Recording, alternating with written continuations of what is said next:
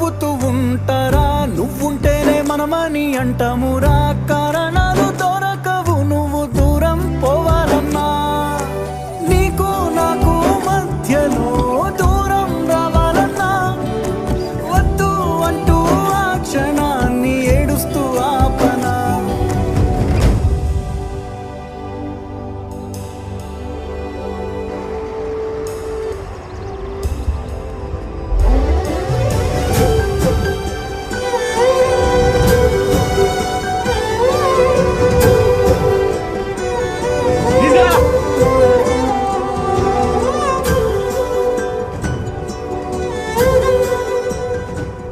హైదరాబాద్ పోయి డిమ్ము లేకుండా అర్థమవుతుందా?